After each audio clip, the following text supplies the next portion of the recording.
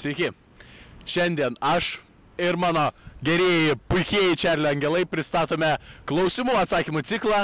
Ar jums patinka gyventi Raseiniuose? Patinka. Ramus miestelis, gražus, ypatingai vasarą. O kas labiausiai Raseiniuose patinka? Paskutiniu metu sutvarkytas parkas gražiai, tas labai patinka. Viskas yra gražu, gatvė švarės, kur nueinam, visur aptarnauja gerai, greitai.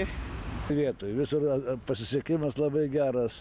Žmonės tokie, sako, visi nėra, reiškia, tokių, sako, nei chuliganų, nieko nesigirdi, nieko. Taip, kad normaliai gyvena. Žinokit, daug išgražėja, daug parduotuvių naujų, prekybos centrų. Raseiniai gražus miestas. Patinka. Ypatingai Žemaitis. Taip, ypatingai Žemaitis. Aplinka gražiai sutvarkyta.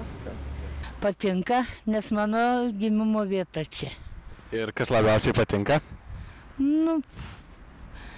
Tas parkas dabar padarytas geriau, bet priežiūros daugiau reikia. Kokius renginius jūs lankote, ar esate aktyvi dalyvė? Praktiškai lankau beveik visus.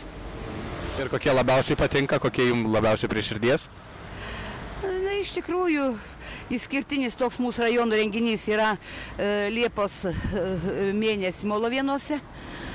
Šiaip lankau visus, beveik visus renginius, didesnius. Nelabai, nelabai. Taip, aš galiuoju neįgaliųjų koncerte. Kokie renginiai jums labiausiai patinka, taip? Taip. Aš pats muzikantas, groju. Renginius jūs einate? Stengiuosi eiti į labai įvairius. Kurie mane kažkuo sudomina. Ir kuo domina, pavyzdžiui, kokie renginiai jūs domina? Labai domina protų mūšiai, susitikimai su įvairiais žmonėmis. Pakankamai. Ir kokie renginiai jums labiausiai patinka? Jaunimo organizuoti, visokie muzikiniai. Kiek atvažiuoja iš Domino teatro. Ne, Raseiniuose tai ne, nes užsuku trumpam tik tai. Tai jūs studentė, taip? Taip. O ką pasiūlytumėt Raseiniuose?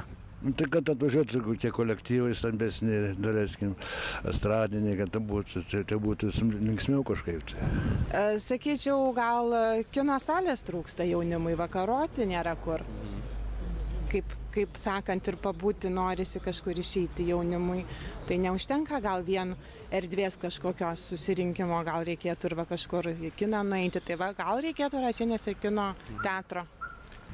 Kažkokios galbūt tokios bendruomeninės veiklos, kad būtų ir jaunimas, ir pagyvenę žmonės, ir vaikai. Tai jūs norėtumėt, kad visa bendruomenė susijungtų kartu? Taip, ne atskirom grupėm, bet visa bendruomenė. Man labai gražu, kaip bendruomeniška viskas. Turbūt daugiau jaunimui balso, kad būtų, daugiau organizacijų ir daugiau renginių pačiam jaunimui, nes jų tikrai trūksta Raseiniuose.